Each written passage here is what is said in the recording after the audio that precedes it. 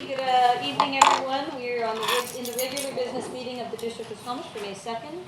Often swallowing Queest Lefmut plus Quihomish Waymil. Welcome to the traditional territory of the Squamish Nation. There is an agenda in front of council. I'm looking for a motion to adopt the agenda made by Councillor Elliott, seconded by Councillor Kent. All those in favor? Opposed, if any, motion carries. Are there any notices of motion? Seeing none, delegations, petitions, proclamations, we don't have any. Consideration of unscheduled public attendance. Is there anyone in the audience who would like to speak to a matter with, that is an urgent matter? Yes. Please go up and just state what the issue is and why we have to consider it today as opposed to a future date. Okay, hi, my name is Marc, or Marc-André Tarte. This is regarding issue 10A4 that I've brought forward. And the reason why it's urgent is that I am leaving the country on Sunday, and I will not be able to make a next council meeting before possibly sometime July. Okay, so typically you end up at the end of the agenda, so you don't speak right now. All right, thank you. Is there anyone else who would like to speak as an unscheduled public attendance? Seeing none. We are on to our first timed item, which is community planning infrastructure. We have a development variance permit number 124 Skyline Dowd Drive.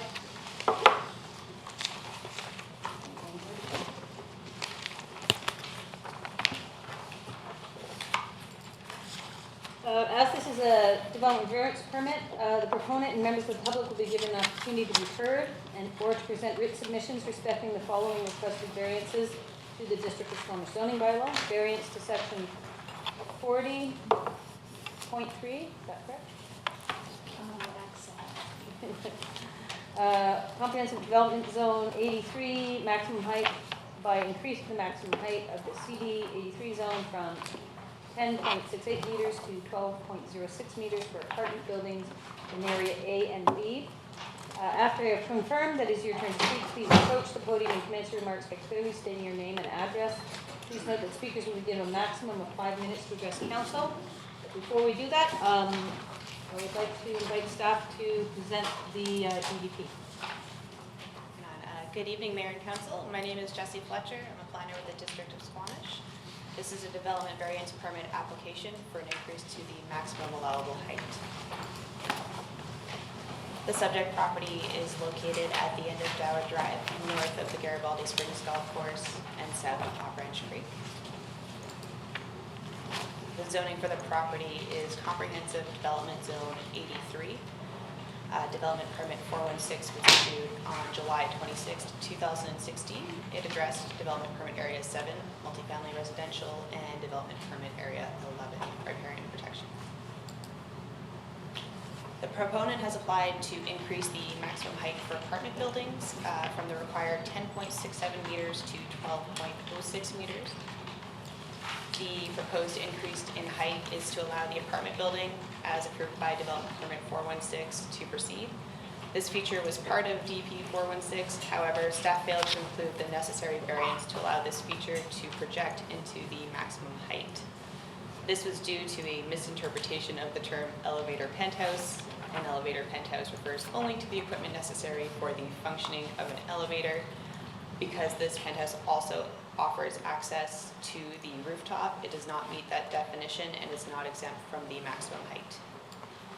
This is a photo of the north elevation of the apartment building with the portion of the building requiring a variance highlighted. And this is an aerial view and the portion requiring a variance is highlighted in red. Legislated and district processes for this engagement were followed for this application. One request for a public information meeting was received. Staff recommend that development variance permit 124 for the property at Dowd Drive be approved and that the mayor be authorized to execute the permit. Council, are there any questions with regard to this DDP at this point? Seeing none, is the proponent in the audience? Would they like to speak to the development variance permit? Seeing no one, is there anyone who would like to speak to the development variance permit? Councillor Kent, you have a question? No. Just, I have to ask 3 times, I like your enthusiasm, but I do need to. For a second time, is there anyone who would like to speak to this DVP? Is this on? This is Dowwood Drive. There's a DVP and there's a development permit with variances, Thanks. which is the next item. Thank you. For a third time, is there anyone who would like to speak to this DVP? Seeing none, Councillor Kent, would you like to move the DVP? Moved by Councillor Kent. Is there a seconder? Seconded by Councillor Chappelle. I'll call the questions. All those in favor? Opposed? Motion carried. Thank you. Next, we are on to item 7A2, development permit number 430-38033, 38049, and 38051 Second Avenue. Just a second. That's all right, I just have to read a little blurb. The proponent and members of the public will be given an opportunity to be heard or to present written submissions respecting the following requested variances to the District of Squamish zoning bylaw. Variance to section 26.4 minimum setbacks, reduction from within 3.5 meters of the rear lot line to within 1.98 meters of the rear lot line. Variance to section 42 off-street loading, reduction from 2 spaces to 1. After I have confirmed that it is your turn to speak, please approach the podium and commence your remarks by clearly stating your name and address. Please note that the speakers will be given a maximum of 5 minutes to address council. And before we do that, the planning department will introduce the DP with variances.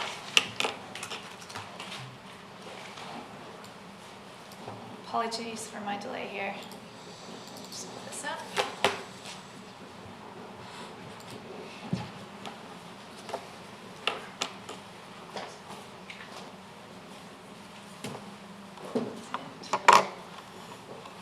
All right, good evening, Carrie. My name is Carrie Hamilton. I'm planner here at the District of Squamish, and I'm presenting to you today development permit 430, located at 38033, 49 and 51 Second Avenue.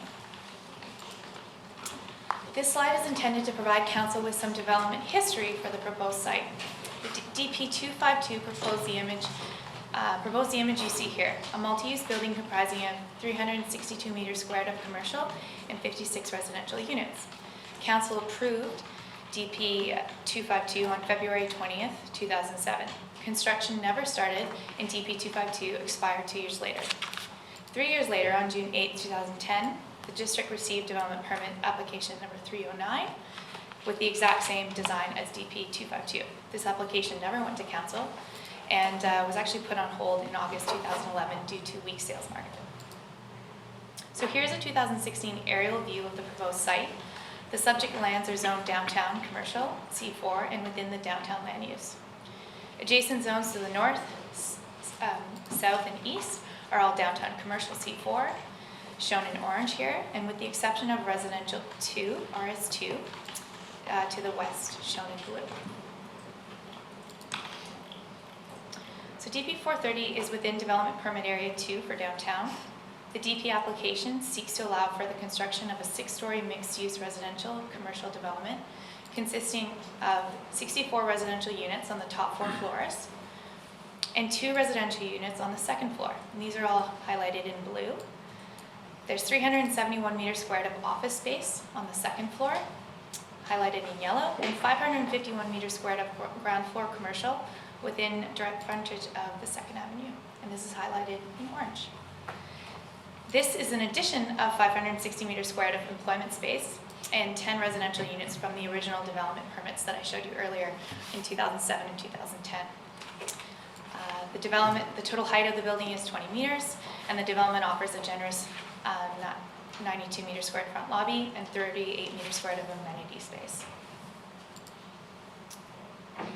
A 2-story parkade is proposed with the access via the rear lane to accommodate all required 66 residential parking spaces.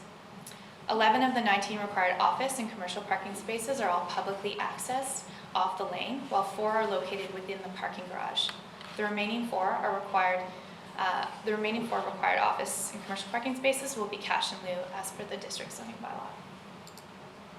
So Second Avenue has been a discussion within recent proposed zoning bylaw changes.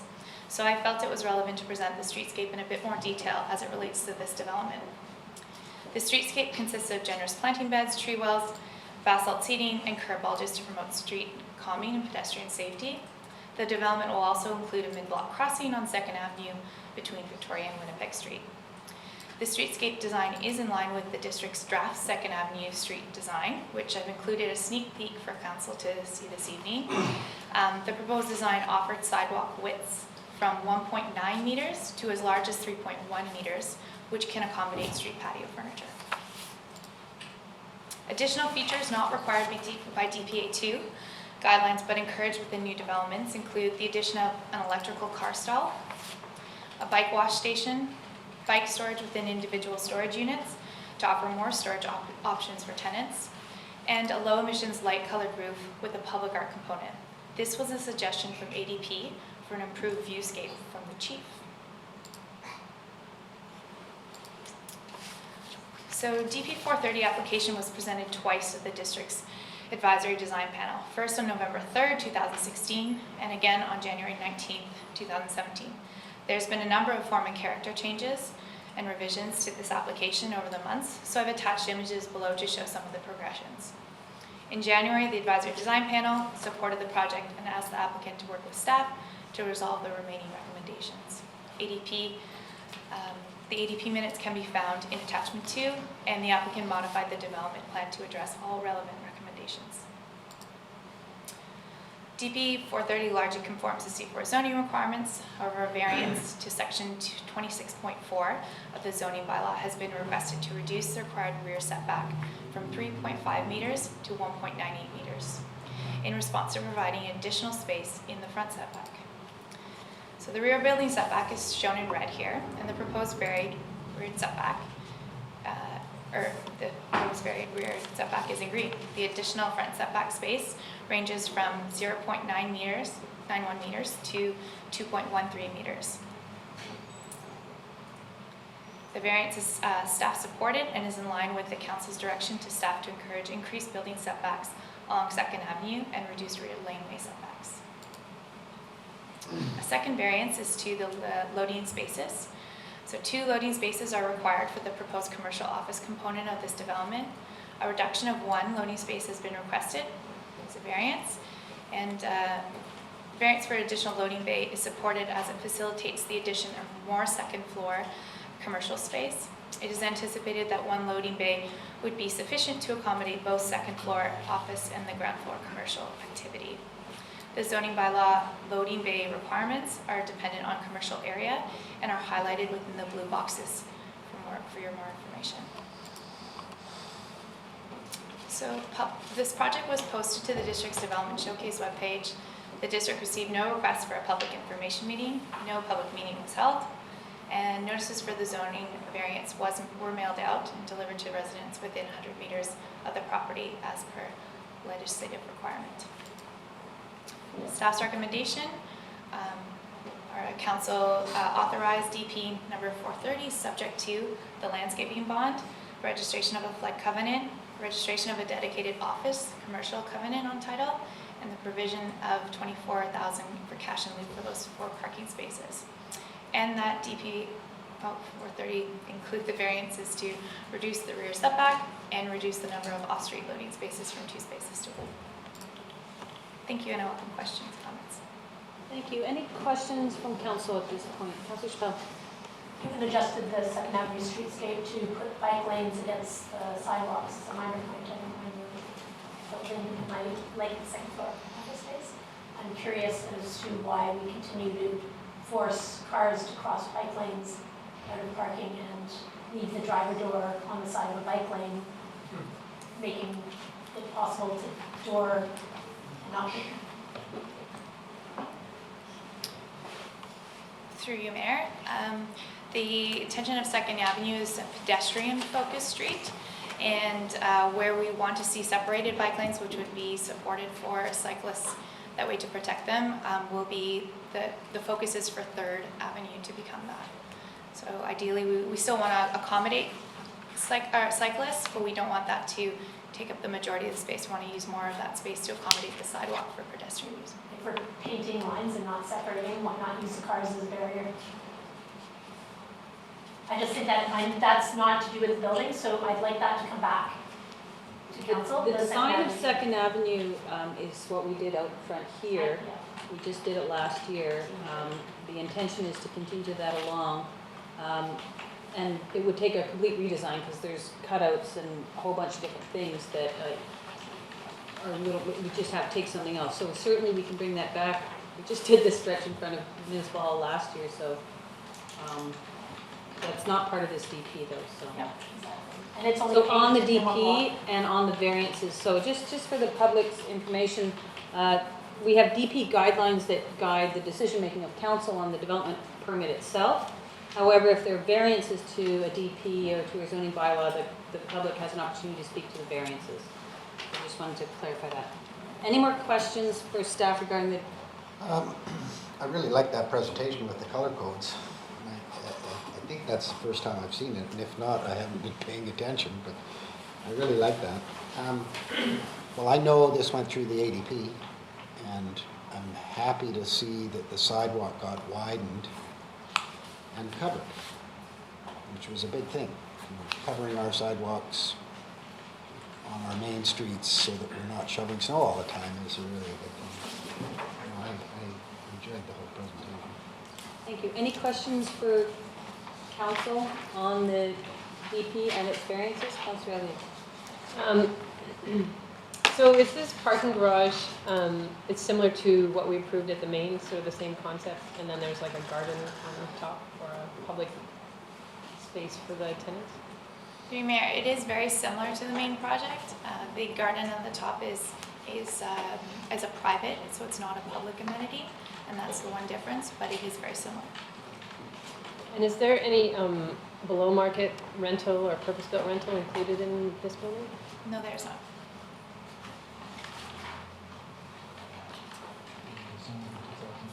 It's complying with our zoning, and there's no density bonusing at this point. That would- Correct. Councilor, are there any questions for clarification? I'll open the floor to the public. If there's anyone who'd like to speak to the variances on this development permit, please just put your hand up and come up to the podium and state your name and your address. My name's Sarah Weinberg. My address is 38062 3rd Avenue. So I am here to just speak against the variance in the back, the change. We are in the carriage house where the part of the RS2 zoning that is sort of squished in between all the commercial zoning there that you see. RS2 allows for carriage homes, so in fact you're encouraging people to build carriage homes in the back of their houses which use the alleyway as access. That alleyway is currently at capacity, I believe. It is used heavily by the two, right now it supports the two parking lots there. It supports a daycare business, which is extremely busy. It also supports the apartment buildings on the other end. It supports our carriage house plus legal suites and almost every single other RS2 house there. With the reduced variance in the alleyway, the pressure is immense. Currently, when the garbage truck comes down to pick up garbage, which it legally does for our carriage home and the business in the that exists there now, you can't even get a car past the garbage truck, and two cars even through there is difficult. So again, this whole back alley issue with loading trucks and loading bays is an issue in town. I know I was at the last meeting where this discussion came up and things were turned around. I mean, I'm not against wide sidewalks. I think this is great. One thing I would like to put forward to council, which is kind of left field and maybe a bit too late to the party, which something Port Moody has done, is name their alleyways and give them civic addresses, and let's widen the sidewalks in the back alleys and give the people there that are living some life and access as well to public life. That's all I have to say. Thank you very much. Is there anyone who would like to speak to the variances of this development permit? I'll ask for, yeah, come on up, state your name and street address. good evening. My name is Eric Edelsberger. I'm at 3062 3rd Avenue as well. My wife Sarah, we just spoke previously. Yeah, with the 2 loading areas, and to echo exactly what Sarah said, it's a big issue. Even just a simple 3 or 4 cars dropping off kids at the daycare right now is a huge traffic issue, let alone with snow removal like we had this year. I know it's an exceptional year, but the snow is already pushing against the fences, using that area because it's been fenced off for all these years. So the Bobcat operators would push the snow into that area and into the areas that are not built, which will be built on very soon. So even just simple, I do ask that if this variance doesn't go through, or we can't block this, I mean, let's have some extra plan on what we're going to do with the snow, because we will literally shut my laneway house down. And as far as the 2 load zones, the 2-to-1 load zones, so we've talked to not reducing the setback. Personally, there absolutely has to be 2 load zones. And how could you possibly have that many businesses with, say, a trash receptacle or recycling or anything like that happen with 1 load zone and expect that it won't be occupied by a snowbank or something else? So definitely think that I love having covered sidewalks in Squamish. I love rideability in Squamish.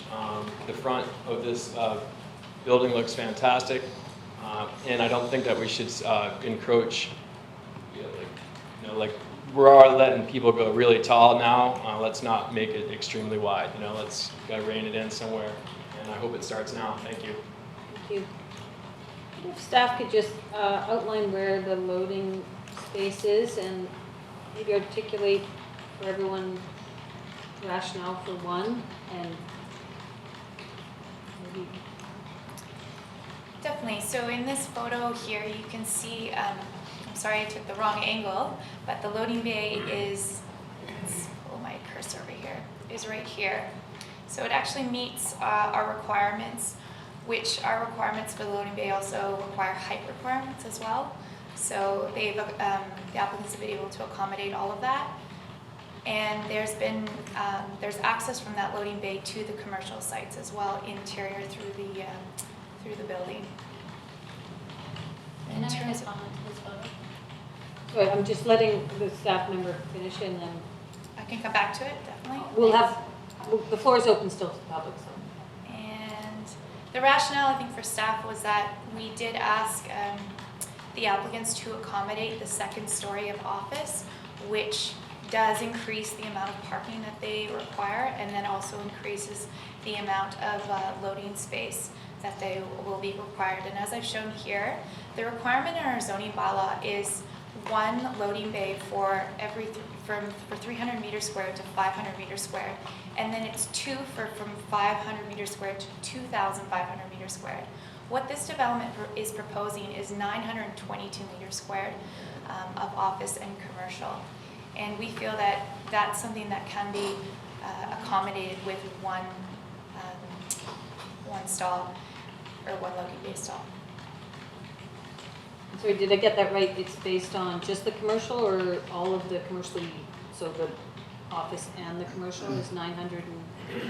Yes, that's the The combination. actual commercial was 560. I think. 571 or something, 531. That's the combined. The 922 meters is the combined of office and commercial.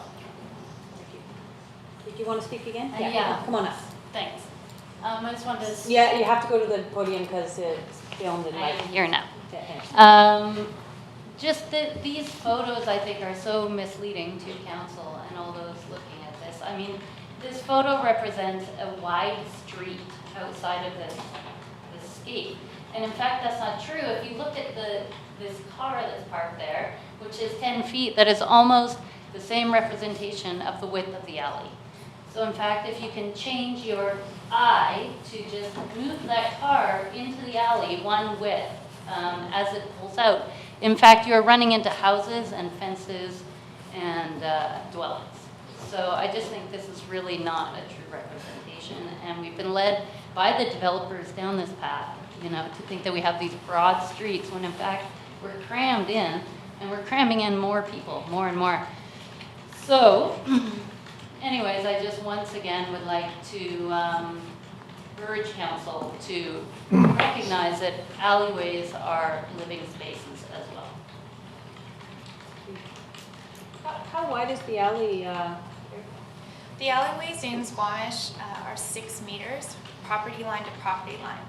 So we, the applicants owning the property can use this rear space to park vehicles. They could use it for landscaping. What we're asking here is a building setback. So the space can still be used by those property owners. The district only has the right of way for those 6 meters of that alleyway. Right, and if RS2 or whatever is building carriage house suites, is there a setback for the carriage house suite? Yes, there are setbacks, I believe. What, I thought we said we could. If I may, Yeah. if there is a laneway, I believe it's 0.6 meters for a setback. Yeah. Councillor Chappelle, you have a question? There's no parking in alleyways at all. It's not allowed to, and none of our laneways are allowed to have cars parked in them. So I recognize the difficulties of living in an alleyway, and I'm wondering if you have, if there is the option to maybe even split the difference and pushing it back, or maybe not having the planters, or if there's some way to make it a little bit more accessible to the alleyway. Through you, Mayor, just to clarify, there is no parking that is extending into that 6 meters of the laneway. All the parking is on the property. But do we have any examples of building, like what would happen if we don't give this variance, if we still maintain the sidewalk but reduce the parking? From my understanding, by pushing back the building, there's just not enough space. We'll lose space either in the parking garage, which will therefore lose the spaces in the parking, or you'll lose space within the commercial. So it's... And just to clarify, a property owner can put plantings right along their property line. They just have setback for buildings. They could put a fence Correct. there theoretically Correct. on their property line, theoretically. Yes. Okay, thank you. Councillor Perez. Thanks. And so on the snow removal, planning's making it really clear to these new developments and developers that they're responsible. Can we focus on the DP, please? Well, somebody asked about snow. So No, I'm- nobody asked about snow. Yes, it is. Well, I just want to Question, make what sure was the that, question? I want to just make sure that the snow is addressed. And so now we're asking property owners to look after their snow, right? Is that correct? Property owners have to clear the sidewalks, and the district takes care of the road right-of-ways, which include laneways. And then somebody also mentioned garbage, and I don't know, the garbage would all be inside the parking. Yes, so the garbage facility here was actually sent to Carney's and they approved the design. And in terms of snow removal, all of our applications go through internal staff, and operations does sit on them, so they are aware of these developments. Any questions on the DP or the variances? Come up, state your name, your street address. Marc-André Tarte, 40111 Skyline Place. I liked your comment about somehow increasing the width or allowing for parking in the alley, because as you said, if it's under 6 meters or 6.1 meters, you are not able to park in any streets that are within the 6.1 meter. It's one of the Squamish bylaws. So just as a potential, just to follow through with your comment, what's your name again? Susan.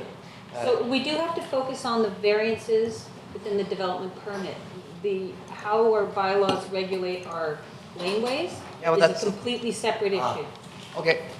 Yeah. Okay, so I'll just leave with finishing with the point that making it 6.1 meters, which is an extra 10 centimeters, would allow people to park on one side.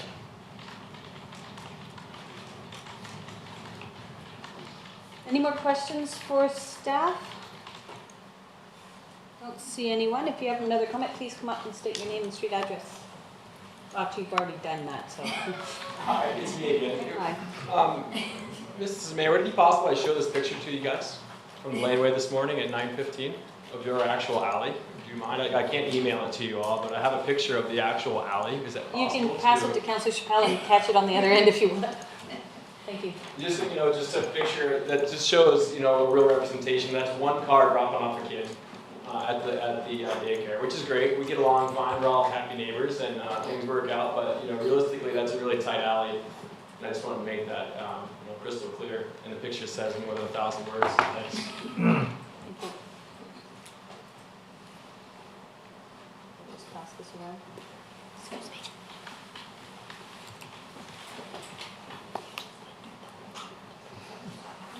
Free phone. Any other, go to the public once again, is there anyone who'd like to speak to this variance on the DP? None, Councillor Shaw? Thanks.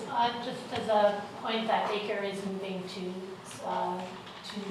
that is the daycare that's moving into the new center.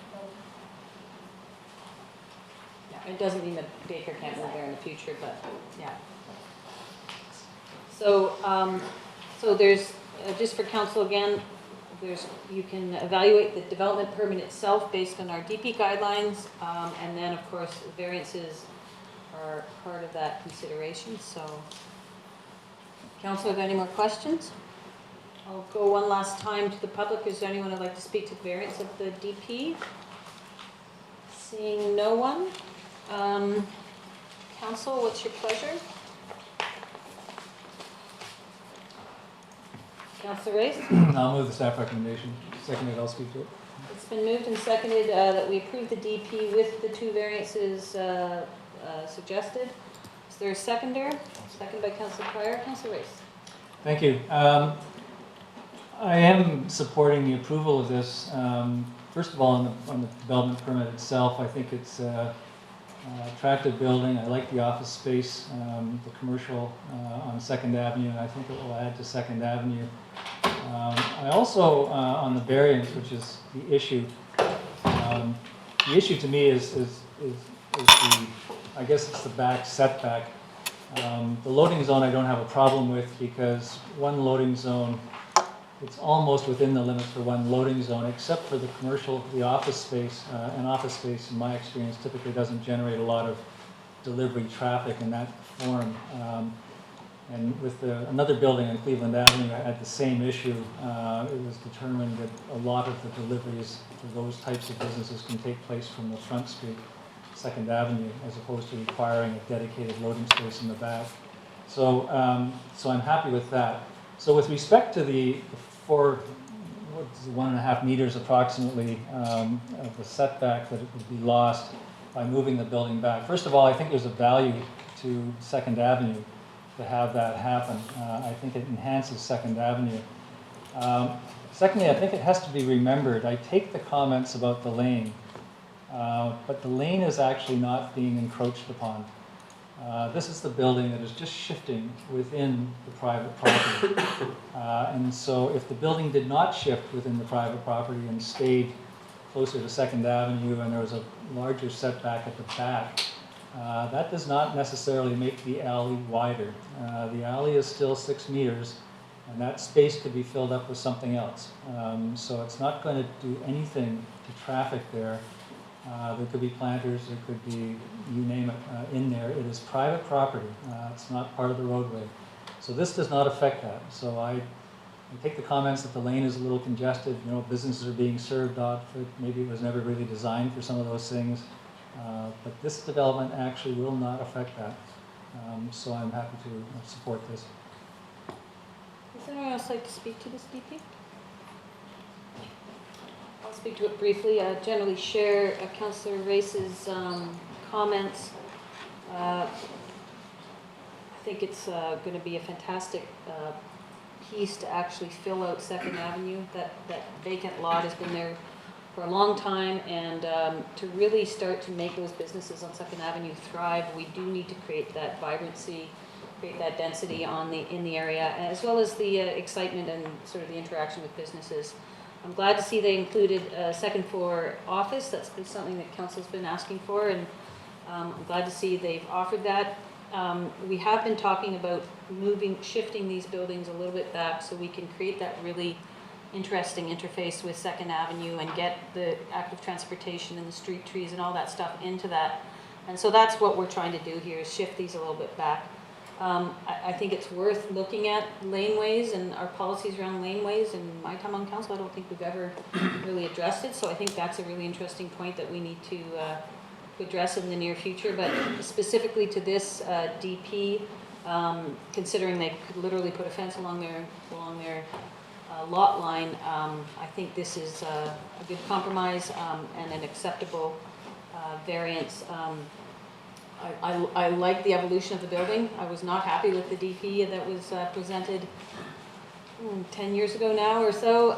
So this is a vast improvement. And again, I reiterate, I think loading is really for about 560 square meters, which is within one loading zone and office, so I won't take that, I won't need that loading like a commercial retail store will. So, Councillor Scott? Yes, I agree with all the comments that have been made tonight. I don't want to be redundant with that, and especially the second floor office space. I really like that. My concern about the laneway, for sure, is I feel the pain of the public that has spoken tonight, and I really think that we need to include this on a community development and on the next community development. I'd actually like to see, except for access, our laneways become pedestrian spaces. Okay, now we're getting off topic. Exactly. Right. We'll get it on a future agenda. As opposed to just leaving it. Yeah, the ComDev agenda seems to have filled up just from today, but we'll get it on your agenda. Any other comments? I'll call the question. All those in favor? Opposed? Motion carries. Thank you very much. Thank you very much.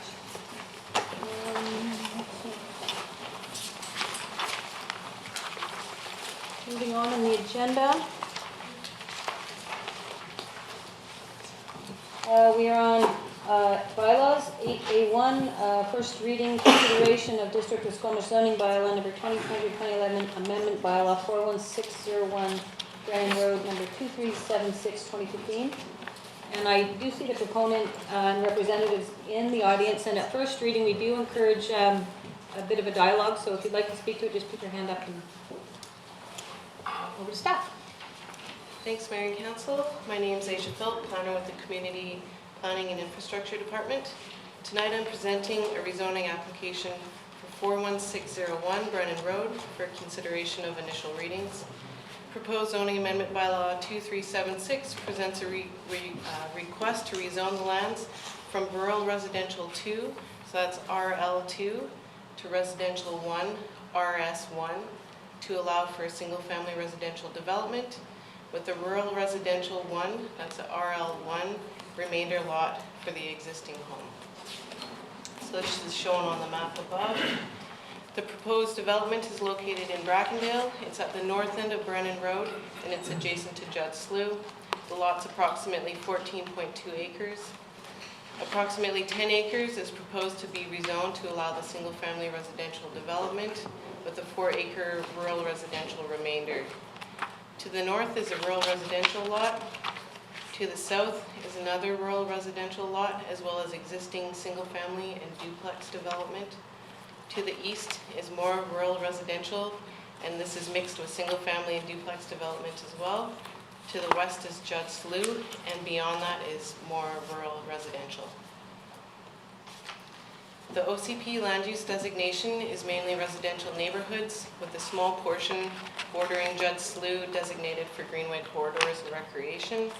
The current zoning is RL2. The site is not located within any development permit areas. The site is located within the flood hazard area, and I'll be discussing this in detail later on in the presentation. So the proposal is to rezone the majority of the lands to RS1. This would allow for a 35-lot single-family residential subdivision as shown in the layout plan here. The proposal is for a bare land single-family strata with a northward extension of Brennan Road that curves to the west, and a small cul-de-sac road off of the Brennan extension. Community amenity contribution. The applicant has offered to meet the interim voluntary CAC target. It's at $10,000 per single family lot. The applicant has proposed to make the contribution at the time of subdivision approval. In other words, the CAC payment would be required after the rezoning is adopted, but before subdivision final approval. No allocation of the CAC has been proposed or discussed at this time. The proposed pure single detached residential housing type does not align with the current and forthcoming OCP principle and policies that encourage and support the provision of a mix of housing types. Although the proposal reflects the character of the existing neighborhood, our OCP policies direct us to examine new residential proposals through the housing diversity lens to ensure that there is a central consideration in any application. The development site is large, it's 10 acres. Staff are of the opinion that the housing diversity policies of the OCP are achievable on this site. Another key consideration, as I will discuss in the next slide, is that the site is located in a high flood hazard area. So conversely, adding a lot of density is not appropriate here. However, maintaining the proposed density at 35 units, only in a mix of housing forms, such as duplexes or townhouses, could help us address housing diversity as well as housing affordability. So staff are seeking council's feedback on the preferred housing type for this site. The site is exposed to severe flood hazards due to its proximity to the Squamish River and its low-lying elevation. Flooding would pose a danger for anyone in the area, and roads may not be passable during a flood, leaving future residents with no safe evacuation route. The Integrated Flood Hazard Management Plan designates this as a conditional densification area where specific conditions need to be met in order to support densification through rezoning. These conditions include flood modeling to confirm the proposed development does not increase flood levels by more than 10 centimeters. To ensure the issue is addressed as part of rezoning, staff are recommending placing as a condition of adoption that all the conditional densification area conditions be met. Further, the Squamish River Dike is deficient adjacent to and upstream of the lands. The district has no land tenure to maintain or upgrade the dike, and staff are working to resolve these ongoing issues as a separate project. The Integrated Flood Hazard Management Plan recommends deferring subdivisions within the conditional densification areas until adequate upstream dike requirements are met. The minimum requirements to achieve an adequate dike in this site is to ensure that the district has land tenure and is capable of raising the dike to contain the 1 in 200-year flood. Staff recommend placing as a condition of adoption a no-build covenant to ensure that no subdivision would occur until the district dike tenure is secured.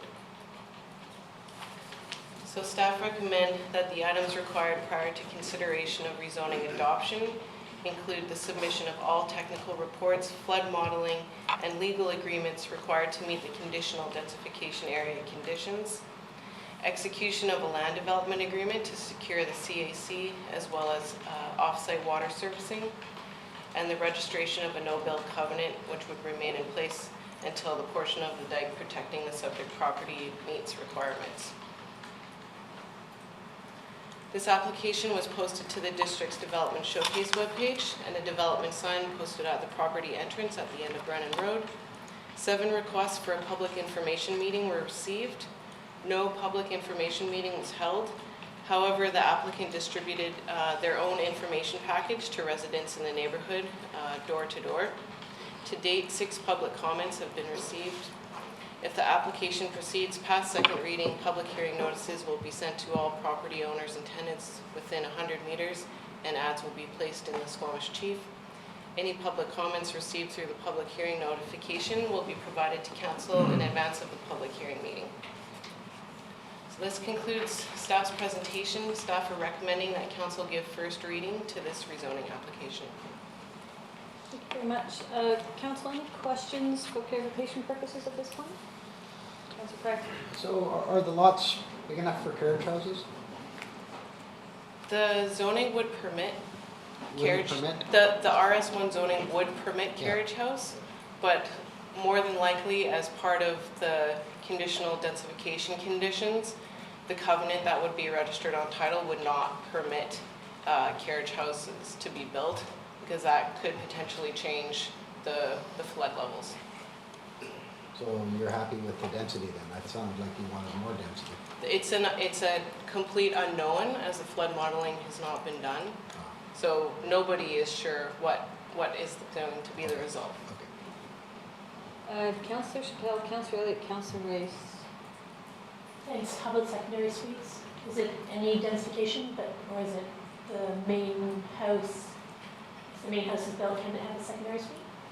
So the zoning would permit a secondary suite. Obviously, it'd have to meet flood construction levels, so that would require probably being on the second story. Don't know how likely that would be. Councillor Elliott. and Councillor Rice. So there are two drawings in your presentation, and one shows a cul-de-sac road, but the other shows a more dead end. And then also those two roads off the end lead to something, but I couldn't figure out what they lead to.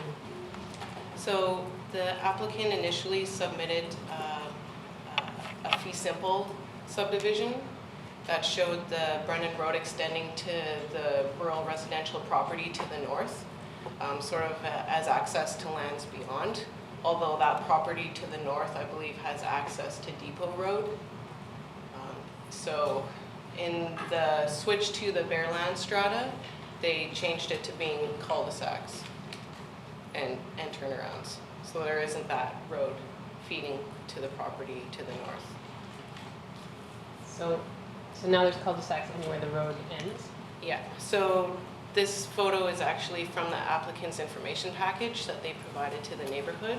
And then this is the most recent Bearland strata plan that the applicant has submitted to us. So the two buildings at the end of those road spurs in the applicant's drawing aren't there anymore? Correct.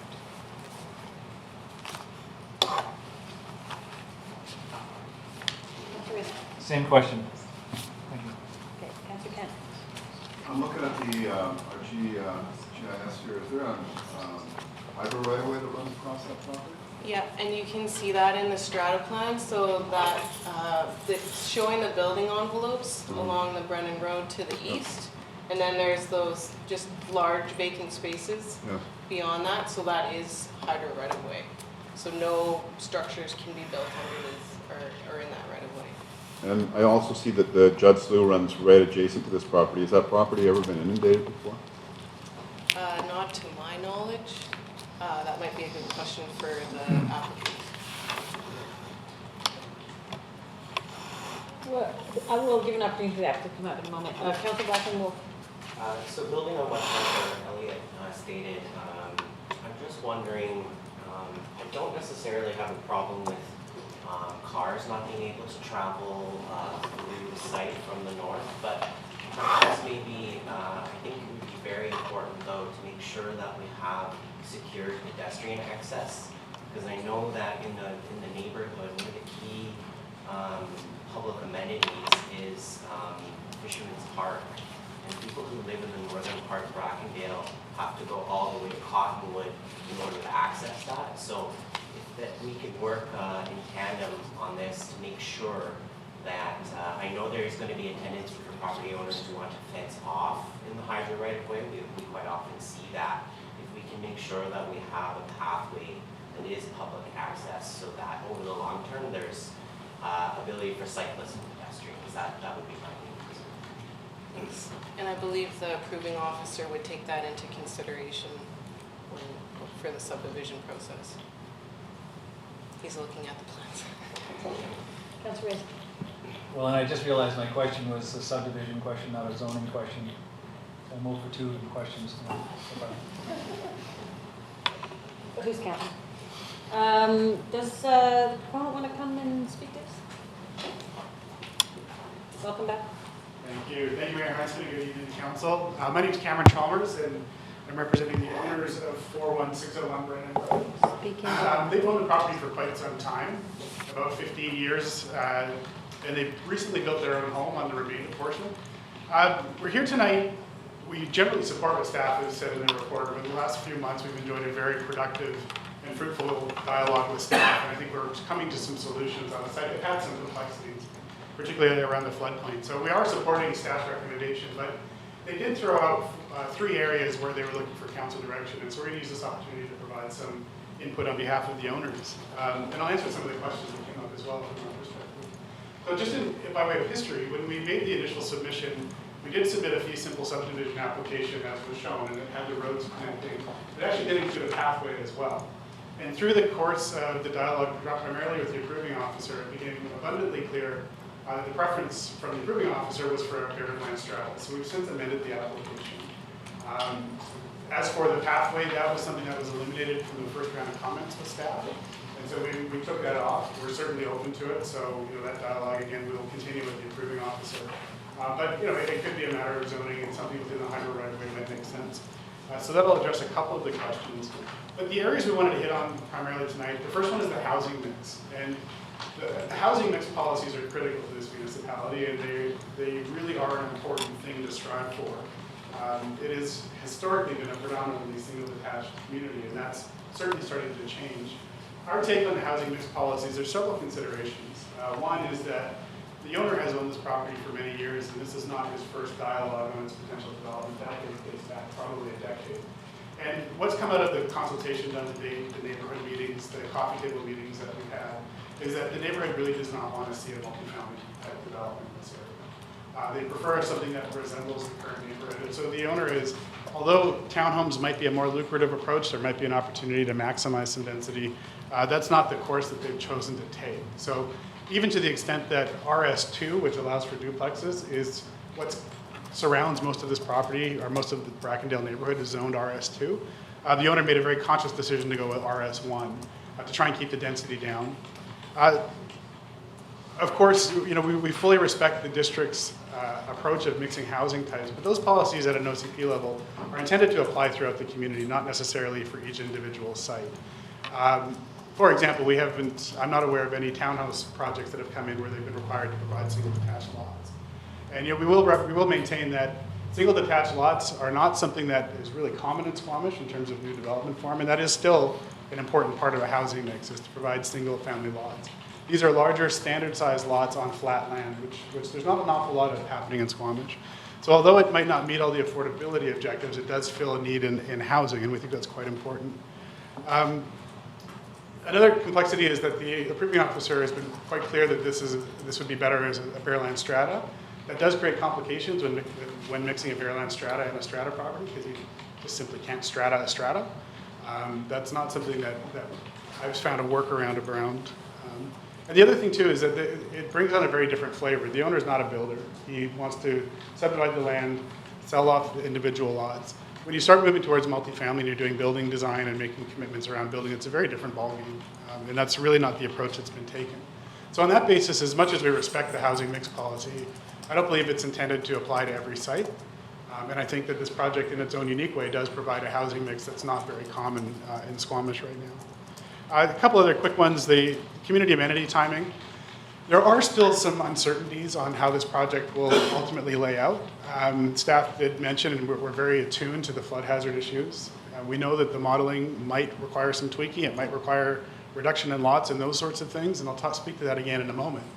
But what that also means is that we're probably not at our final site plan at this stage. So again, this is a real distinct, it's really different than some of the other types of developments that council customarily deals with at zoning, in that council doesn't have the ultimate approval over the subdivision, and we have to find a way to make those two work.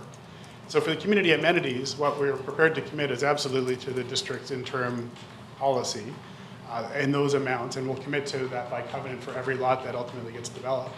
But it probably makes more sense in a single detached subdivision context to make that commitment and then pay upon subdivision approval.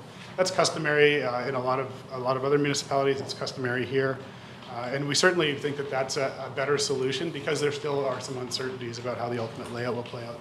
At this point, we do not have a preliminary layout review, so we're not quite there yet. And then the more substantive issue, and again, we fully support what staff have recommended in their report, but we did want to provide some comment from our perspective, because staff have raised that as an area that did seek council direction. The flood modeling is something that is, I think, reasonably innovative at the depth that it's being proposed by the district's consultants, Kerwood Lidle. Again, as a subdivision, we're not here with a development permit where we have building footprints and we know the elevations and those things that accompany a development permit. This might end up being a more iterative process where we realize that by losing a couple of lots, we might meet the district's expectations around flood hazard modeling. And staff have made us aware, and rightly so, that council has looked at the flood model as part of the public hearing process. And what we're suggesting is that an approach here, which is completely supportable from our perspective, would be to commit to doing the flood modeling at the time of first and second reading. And then as the subdivision details emerge, the things that we need to know to plug into the model, those will naturally come through the compliance with the preliminary layout review conditions from the approving officer. And if we can marry those two things, we'll have the appropriate inputs to put into the model. The model will get what it needs. It's a very costly exercise. It's an estimated at $20,000 per run. So, it's not the sort of thing where we can just go back and forth and hope for the best. We really do want to put in the time and do the stormwater work, understand the grades a little better, understand the lot layouts a little better through the subdivision process before we commit to doing that. And we understand that council has an established tolerance, and the way that would likely go is at the time of adoption, if it comes back, then obviously we've met the tolerance, and if not, we would be retooling, possibly looking at an amended rezoning application to look at different housing forms if that's necessary. But really, we think what staff have proposed as a condition of approval is quite critical to a project like this. The other reality is that the work that's required to generate the inputs into the model is significant. It's very costly, and at this stage, we haven't heard from the public in a public hearing context. We haven't heard from council until tonight. And so it would be naturally premature to be doing that level of work and that level of expenditure at this time. So again, we're not contesting anything in the staff report with the possible exception of the application of the housing mix intent. But what we are looking at is we understand from staff that if council is agreeable, then we perhaps could entertain first and second reading this evening. We have done some additional work over the last 48 hours that even indicates that could be something that's palatable, and I'll ask you to defer to staff on that. However, that does seem to be something that we can look at. I'm just going to check my notes here, see if there's anything I missed. I'll give you another opportunity too, Mr. Chalmers, if you. I believe, just the one question Councillor Kent asked, and I'll just save the time, about inundation. So the owner's owned the property for 15 years and has not been inundated in that time. And that would include the significant flood event in 2003. He just told me that he walked the property that October during that rain event and that flood event, and there were no signs of inundation on the property at that time. So thank you for the opportunity to present. Thank you. Councillor Cryer. Well, thank you. I do like the single family, and I support kind of what Mr. Chalmers is saying about, the mix that we have, and I don't see a lot of single family coming online now, and it is the flavor of that neighborhood. And I don't know, when we have our bylaws that are trying to have mixtures of uses everywhere, we don't in the multi-developments ask for single family. So anyway, I kind of like that, but the idea of You have a question? what Cameron was talking about, the way it rolls out, I can certainly understand and relate to not wanting to spend all that money early on in the game, and I just wanted to know our planners' comments on would it work the way he suggested. It's been through, yep. As we outlined in the staff report, we do agree with the developer on the timing as a condition of adoption. It provides them some assurances. They make it through the public hearing, and then they do the modeling. So that's kind of what I wanted to hear. Go ahead.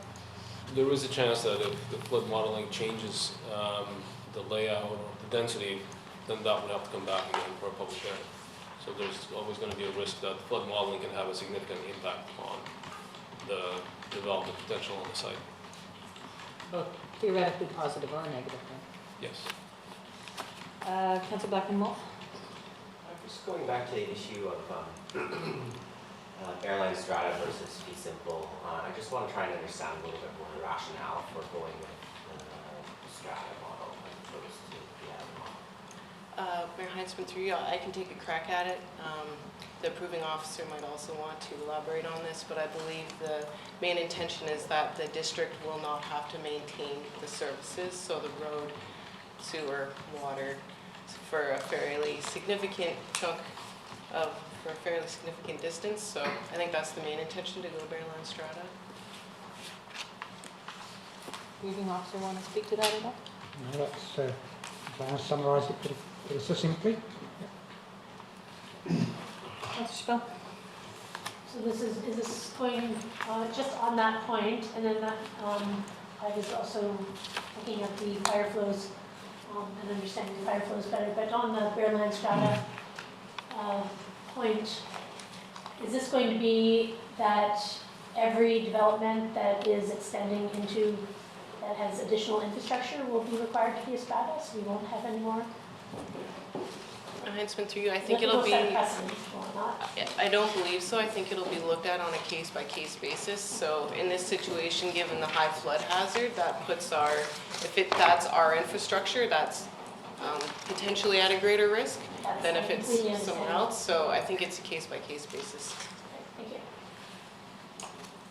I have a bit of a question. I may ask Mr. Chalmers to sort of comment on this. One of the conversations we had this afternoon was trying to be more, less homogeneous in the zoning and more integrated. So having a development like this that might be mostly single family, but mixing with some row housing, a couple duplexes, and actually bringing a bit more of a diversity as opposed to all townhomes or all single family homes. So that was a conversation we had at the Community Development Committee meeting this afternoon. We're trying to figure out a way how we put a lot of different income levels and different age specific into one neighborhood instead of segregating it like our sort of current typical zoning happens. I don't know if you want to comment to that. Yeah, thank you, Mayor Heinzman, for the chance to comment. Certainly. You have to put that, you have to actually speak into that. That's a microphone, Cameron. I used to always, okay, there we go. There's a couple of considerations. First off, that's a very laudable idea and one that ought to be pursued, but I think you have to be realistic about the size of this site. It is a relatively large site, but it's not something that commands that level of master planning typically.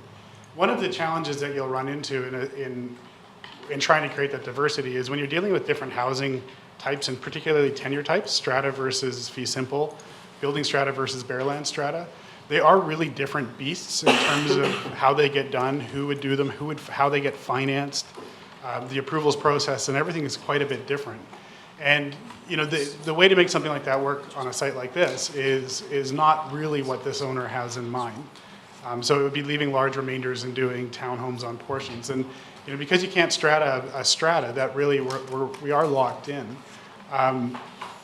And again, I think it always boils back to neighborhood fit. I mean, we don't believe, in our opinion, that this is probably the site to test that type of model. But there are certainly examples in the master plan communities in Squamish and even some of the larger areas, Thunderbird neighborhood, for example, the two waterfront sites, where those principles that you're describing were absolutely incorporated into the planning. But it's a matter of scale, in our opinion, and at this scale, it doesn't seem to be something that's viable. Can you start to clarify this idea that you can't strata? I mean, if we wanted to put some townhomes or duplexes there, You could absolutely do it. you can absolutely do it. Yes. It might involve more work, and the approving officer's request for a Bearland Strata is just the approving officer is dealing with the proposed subdivision. So the approving officer won't delve into the type of densities. But you could do it as, you could break it into separate strata lots and stratify some lots to a different form. It is absolutely doable. So you can take pieces of that and say this part will be duplexes or townhomes. These are single family lots. So Yes, it's done all the time. Yeah. Okay. I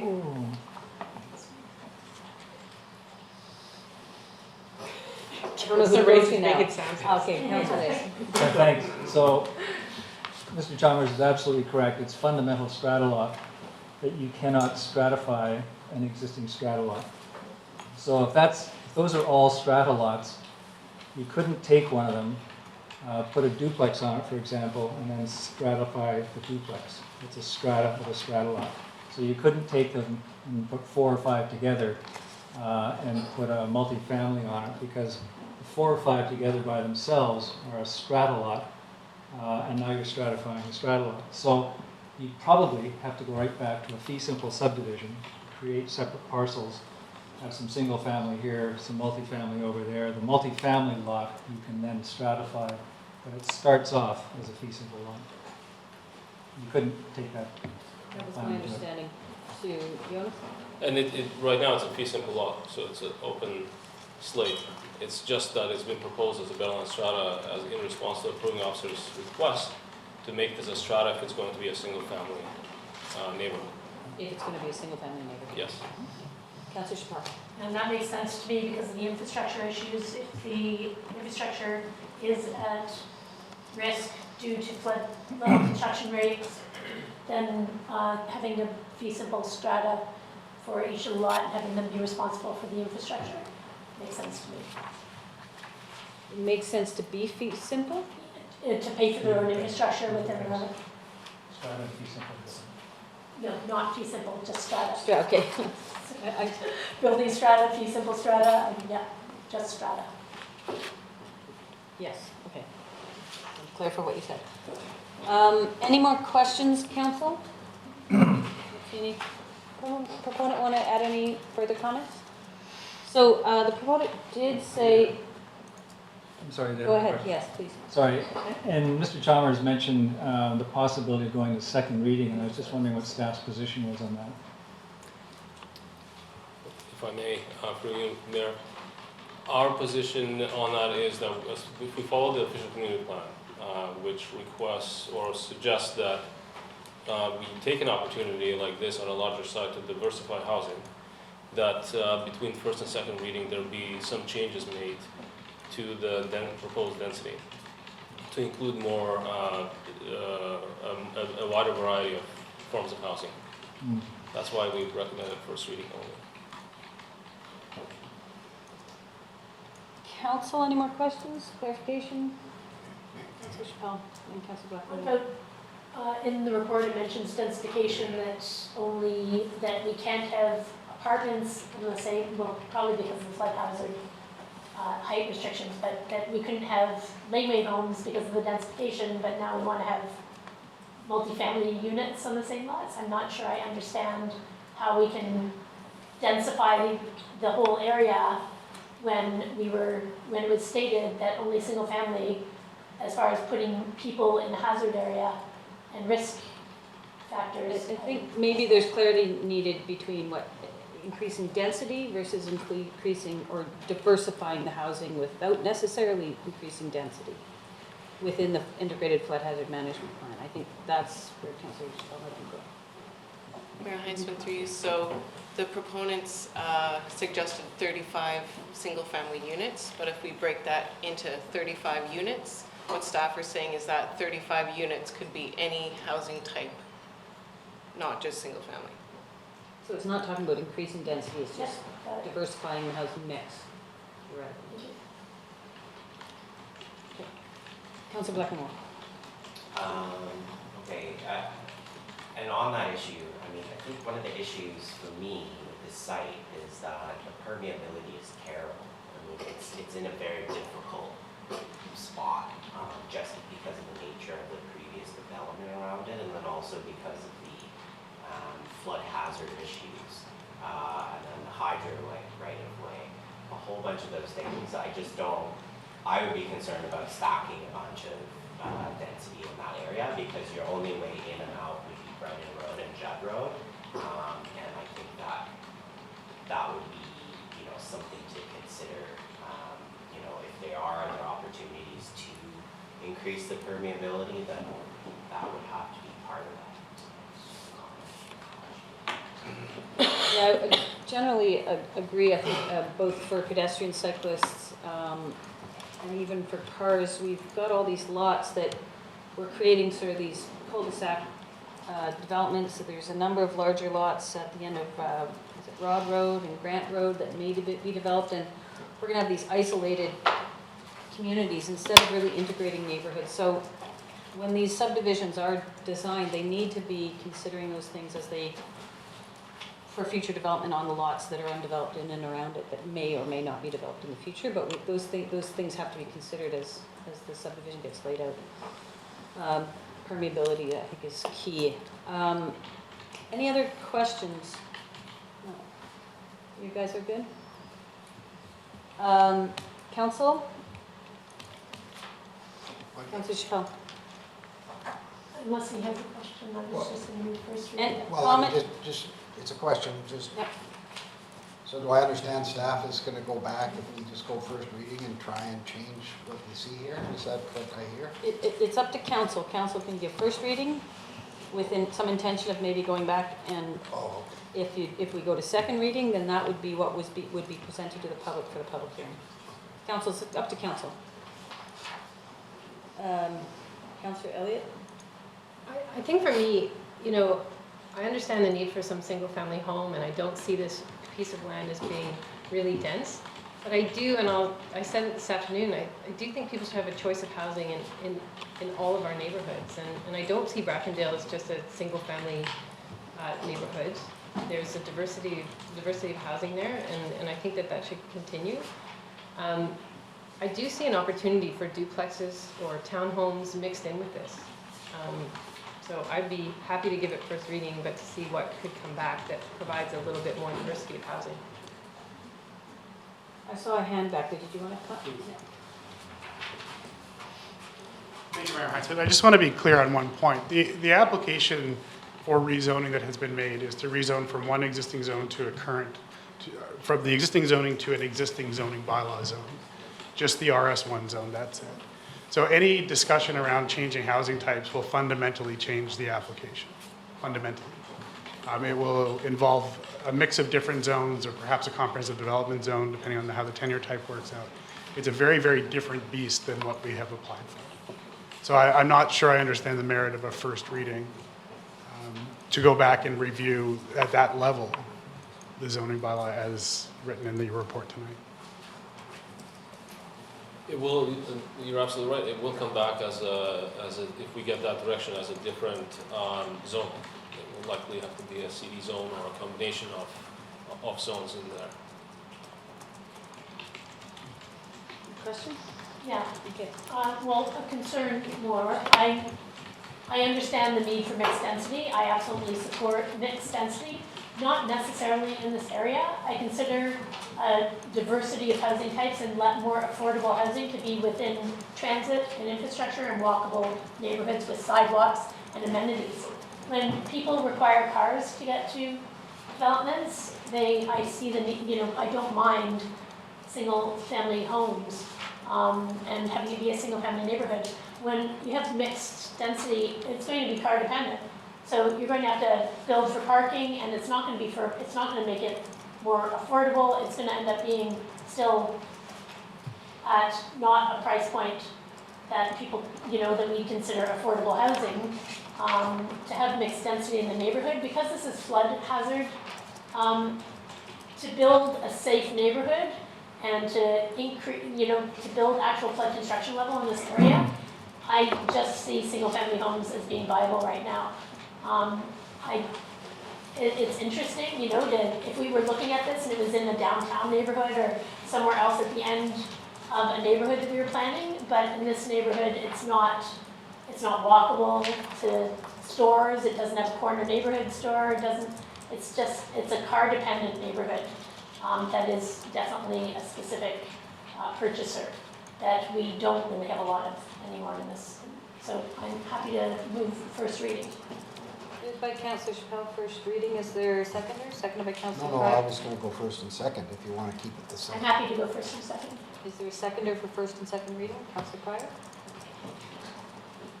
Councilor Chappelle, do you want to speak to your motion? I think you just I think did, I just but. did. Yeah. Councilor Race? Thank you. And frankly, that's the reason I asked the question, and I was going to go the same direction. Because for me, the difference between first and second reading is whether we go for the mix of housing on site or not. And I take the staff's point, and discussion about the OCP, so forth, but I don't agree that that's necessary on every site. I was thinking back when I was reading through this report, my first term in council, we had a rezoning for a multifamily building up next to the Eagle Run Coffee Shop, which hasn't been built yet, but we did zone it. And there was a discussion at that time about whether Brackendale wanted multifamily of any type anywhere. And the council discussion I recall was it was appropriate on some places, main transit routes, some of the main feeder roads. But at that time, at least, we generally wanted to preserve sort of a rural character to this, to Brackendale. So putting other types of housing down here, especially if the neighborhood is not that keen on it, I don't think is necessary in this instance. I think the neighborhood generally will develop some diversity of housing. It is surrounded, oddly enough. It's quite remarkable. I got involved in that quite a bit when I was practicing. Almost everything around there is zoned duplex, and it happened apparently by just the stroke of a pen one day with the council way back when. But there could be a lot of duplex around there in that neighborhood, as opposed to the single family that occupies some of those lots. So I see other forms of housing happening in this area. It doesn't necessarily have to be in this site. I think there are things that mitigate against it. If you did have multifamily housing of any sort, duplex on up, then a strata would not be the appropriate thing, and we would become responsible for the services and so forth. The internal road structure would become the district's responsibility generally, as well as the internal services. So I think all things considered, I'm happy to support a single-family subdivision on this site, and so I'd support this motion. Just a reminder, council, we're at first and second reading, and we still have a public hearing to come. Council Kent? I support first and second. I'll speak to this. I was going to support first reading, and I really do think we need to stop creating just single-family home subdivisions, and we've been talking about it a long time, and then we get an application in front of us, and we aren't giving it the opportunity to explore the idea of integrating a mix of housing into this. So I'm trying to debate in my mind whether I can accept second reading. Certainly I'm interested in the public hearing and have not made any decisions on this subdivision because I would like to see a diversity of housing here. Not necessarily increased density, but we have to stop looking at developments in cookie cutter homogeneous ways because we do need that middle housing that we just are not getting in today's development applications, not just this one, across the board. And we're missing this whole middle housing component in our community, which is really what is going to help diversify and help with affordability. I'm willing to go to public hearing on this. I'm a little disappointed we're not just doing first reading, but I'm willing to go to public hearing. Any more comments? Councillor Schwell? I'm interested in that comment that we're not building middle housing, because for my entire time on council, all we've done is build small townhouses and developments that are purported as to be affordable.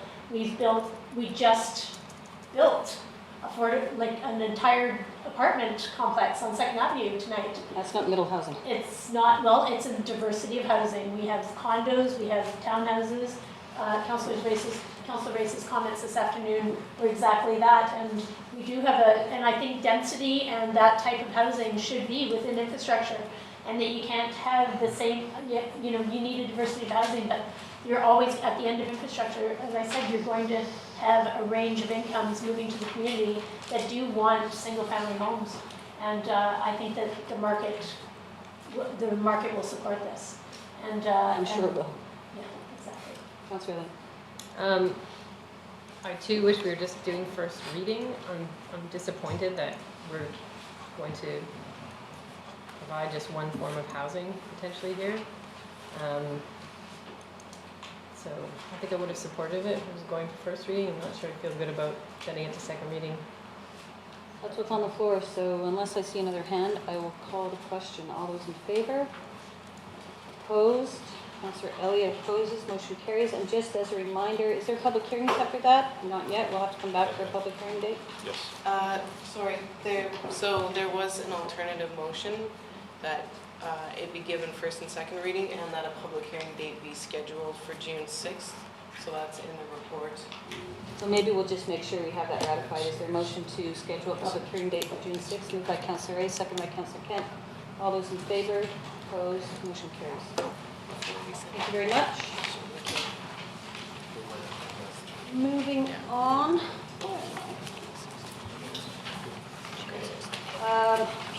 Moving on to 8A2, District of Squamish Official Committee Plan Bylaw number 2100, 2009, Amendment Bylaw Waterfront Landing Sub-Area Plan number 2483, 2016. And we're going to have a report for both the OCP and the zoning at one time.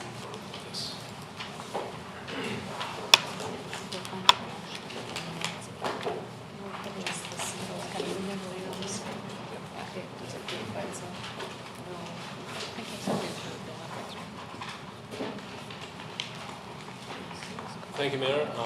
I'd like to introduce Susan Stratus, who is our planning consultant, who's been hired by the district to process this application. And Susan has a presentation for us tonight. Good evening, Mayor and Council. I will just walk through the presentation and hope it covers everything we need to talk about here.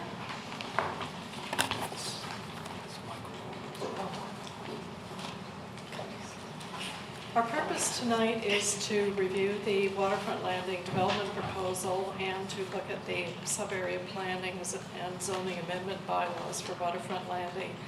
The bylaws have not been brought forward to council or committee before tonight. Subject property is roughly 21 hectares, a previous industrial site adjacent to Laurelwood Drive on the east side of Maxwell Blind Channel. And just the overall OCP context, the subject property is designated as part of the downtown, so it has been considered future downtown development for some time. Looking at the property itself, the property is a previous industrial mill site, and it's quite overgrown and has a lot of contaminated soil issues, which are currently being dealt with by the applicants. On this slide, I did want to point out the property boundaries, and right down the center of the Malcolm Blind Channel is actually the legal boundary of the navigable channel there, and adjacent to that is there's some Crown foreshore and also land that's part of this development site. So the process up to this point, the application for the rezoning and OCP amendment was submitted in August. The Committee of the Whole received a presentation on the proposed development in October of 2016. A public information meeting was held in November. Fairly positive comments at that meeting. And since that time, through the fall up till February, we've been working with the applicant on a number of redesigns of the project, internal staff and agency review, and quite a few technical reports were submitted. And during that time, we've also been preparing the sub-area plan and the DPA guidelines. On March 7th, the Community Development Committee received an update on the project, and following that, we had a brief discussion with the Squamish Estuary Management Committee meeting on April 27th. There was no quorum for that meeting, but we did have a reasonably good discussion with those attending and got some good input from that meeting. So the technical reports, there was an environmental assessment done up front, a water and sewer system analysis to determine how the project was going to be serviced. Geotechnical report looking at soil and water table conditions. A preliminary flood hazard assessment was done to look at what was needed to develop the site.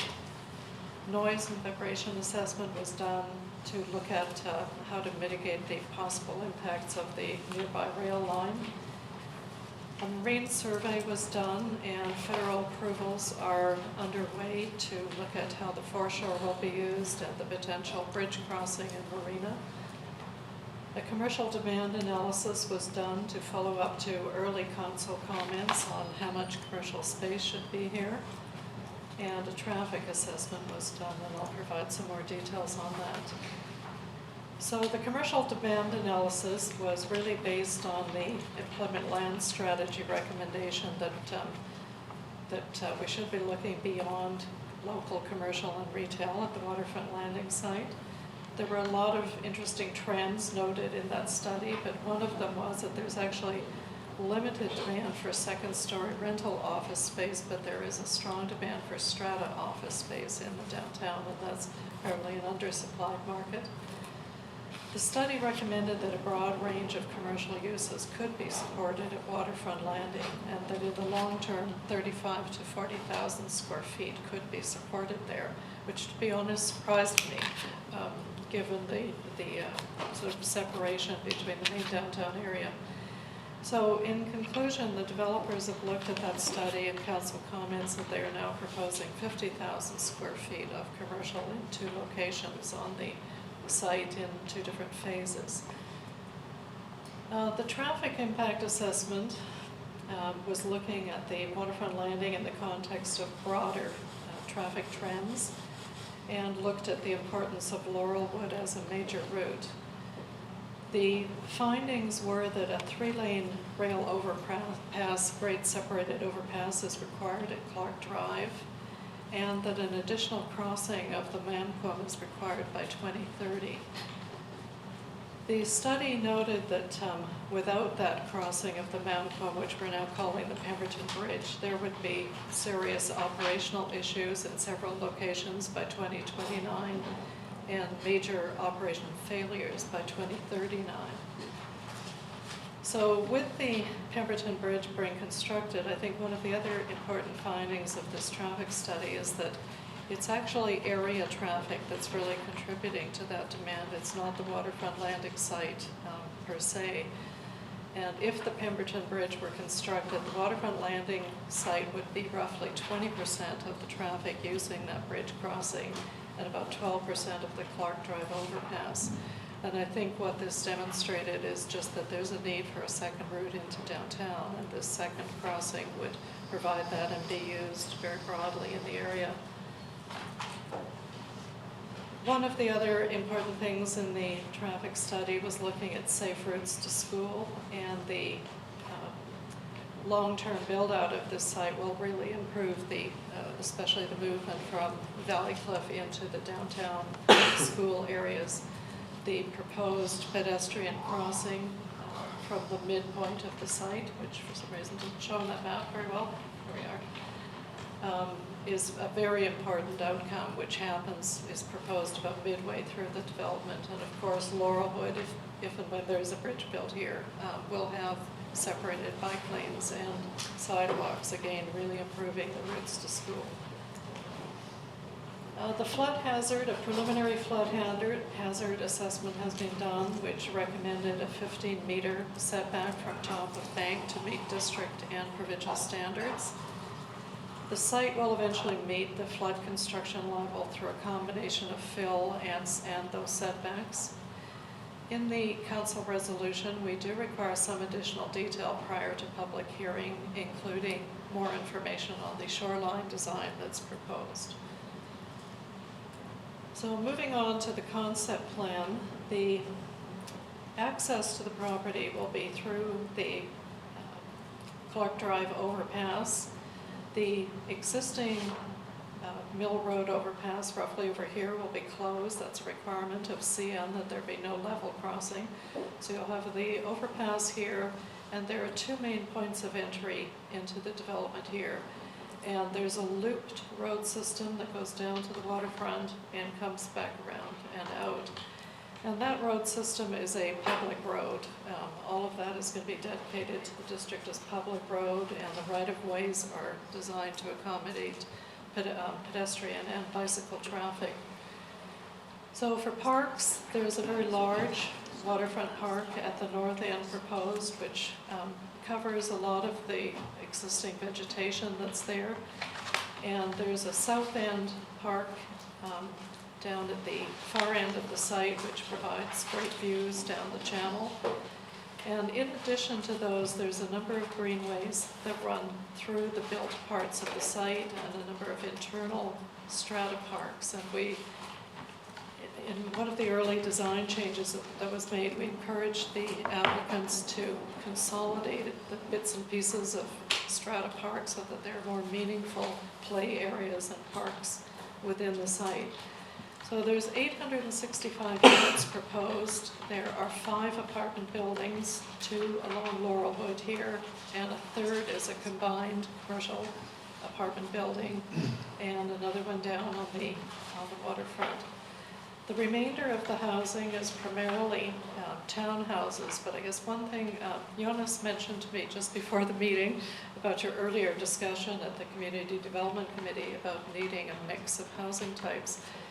Now, this is a concept plan because we're really not at the detailed design stage, but I did have the applicants give me their detailed planning information, the numbers, and I guess what's not really showing at this kind of sketch stage is within these townhouses, there's quite a few different modules. I've forgotten the exact range. I think they range from 12 feet wide to 14 to 16 to 18, so there is actually quite a variety of townhomes within.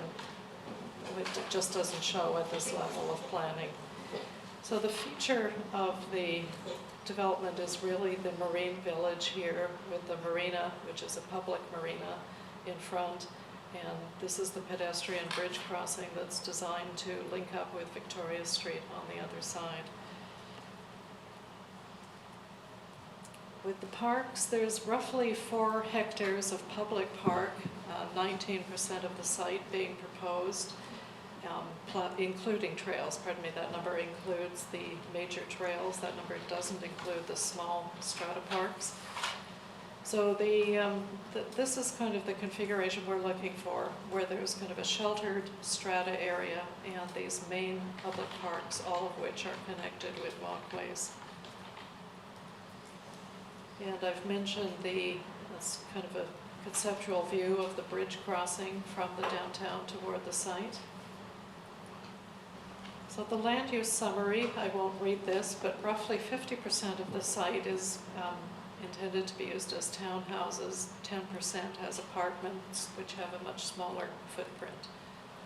The commercial and amenity uses 5% of the site, but again, those are in buildings that are going up rather than out.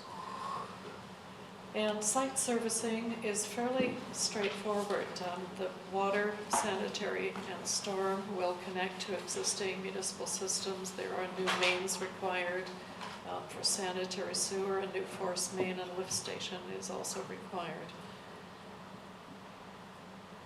I've already mentioned the access from Clark Drive and Laurelwood Road. Laurelwood Road is a 25-meter right-of-way, which gives lots of space for the active transportation. It's really quite a nice cross-section that we have there with a wide sidewalk and a wide bike lane, both on the residential side of the street. So moving on to the CAC contributions, based on the estimated units and unit sizes, it generates $6.8 million in CAC contributions. And there is credit given for some proposed non-market rental housing. I bring